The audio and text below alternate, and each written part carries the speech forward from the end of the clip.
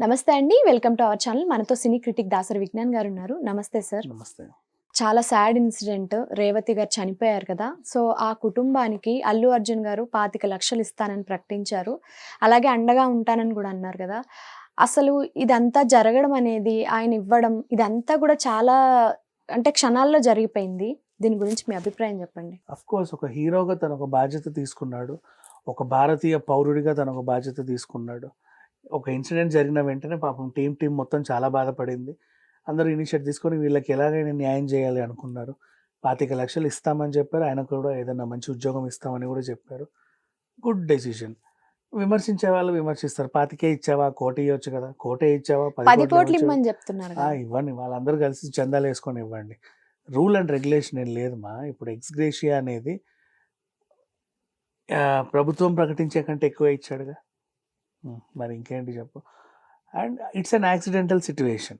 ఇక్కడ ఏం జరిగింది, ఆ కుటుంబము ఫస్ట్ వాళ్ళు ఫోన్లో టికెట్లు బుక్ చేసేటప్పుడు ఓ 1,200, 1,500 కుర్చీలు ఉంటే ఈ 4 కుర్చీలు నావే అని బుక్ చేసుకున్నారు. మనకంటూ కుర్చీ ఉంది. వీళ్ళు అనుకున్నది ఏంటి, నేను వచ్చి కుర్చీలో కూర్చుంటా, అందరూ కూర్చుంటారు, అల్లు అర్జున్ ఇట్ట వస్తాడు, నా కొడుకు ఇదిగో అల్లు అర్జున్ అని చూపిస్తా అనుకొని కూర్చున్నారు. ఈ 1,200 మందే వస్తారన్న భ్రమలో వాళ్ళు ఉన్నారు. ఓకే. పైగా కాన్ఫిడెంట్, నాకు సీట్ ఉంది, నేను కూర్చుంటా, అదో కాన్ఫిడెంట్. పైగా కొంచెం ముందే బుక్ చేశారు. డ్రెస్ సర్కిల్లో వాళ్ళు బుక్ చేసుకుంది, పైన కాదు, ఓకే. బాల్కనీ కాదు, లోవర్ బాల్కనీ బుక్ చేసుకున్నారు.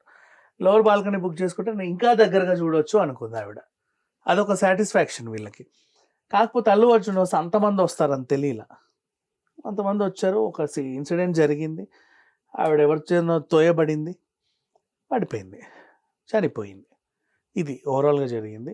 సరే, బాధాకరమైన విషయం. బట్ అల్లు అర్జున్ ఇమీడియట్లీ స్పందించాడు. He is a very good hero అని ఇప్పుడు మళ్ళీ నిరూపించుకున్నాడు.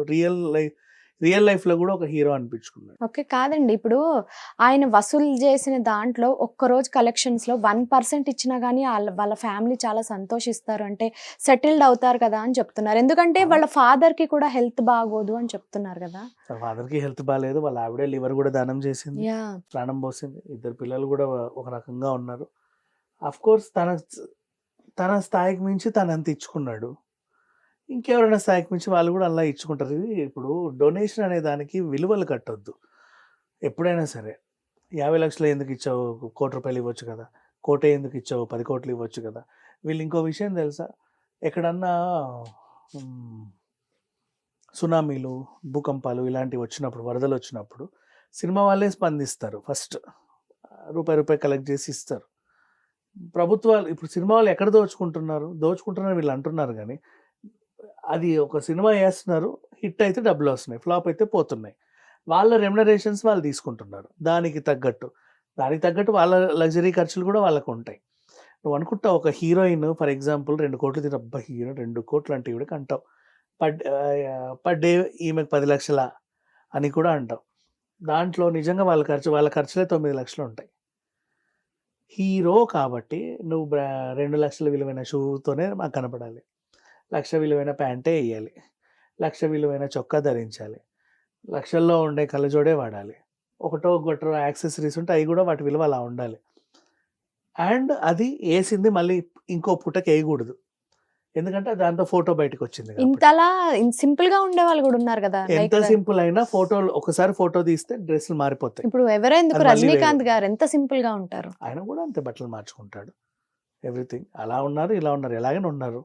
రజనీకాంత్ గారిని గ్లామర్ గా చూడాలని సినిమాలో అనుకుంటారు, బయట చూడాలనుకోరే. అల్లు అర్జున్ బయట ఉన్నా లోపల గ్లామర్ గానే కనబడాలనుకుంటారు. జిడ్డు మొహం వేసుకొని పిచ్చి పిచ్చికి నిలబడాలని ఎవరు అనుకోరు, ఫ్యాన్స్ కనబడాలని. It happens. వాళ్ళ మెయింటెనెన్స్ కూడా అంతే ఉంటుంది. నువ్వు అంటున్నావు అంటే 100 కోట్లు వస్తున్నాయి కదా అంటే, ఏముంది, నేను తినే పప్పే నువ్వు తింటావు, నేను తినే ఉప్పే నువ్వు తింటావు, నాకు రోజుకు 300తో రోజు గడిచిపోతుంది, మిగతా డబ్బులన్నీ ఏం చేసుకుంటావు, జనాలకు పంచవచ్చు కదా అంటావు. వాళ్ళ వాల్యూ కూడా అలాగే ఉంటుంది. వాళ్ళు తాగే వాటర్ కాస్ట్లీ అలాగే ఉంటాయి, మెయింటైన్ చేసే డైట్ అలాగే ఉంటుంది. నువ్వు ₹1,00,00,000 ఇచ్చావంటే 90,00,000 ఖర్చులే ఉంటాయి. ఆ 10,00,000 మిగులుతాయో లేవో కూడా తెలియదు చాలామందికి. అది కూడా నెక్స్ట్ సినిమా భరోసా ఉంటే. నెక్స్ట్ సినిమా భరోసా లేకపోతే ఇవే చక్కదిద్దుకుంటూ వెళ్ళిపోవాలి. ఇది పరిస్థితి.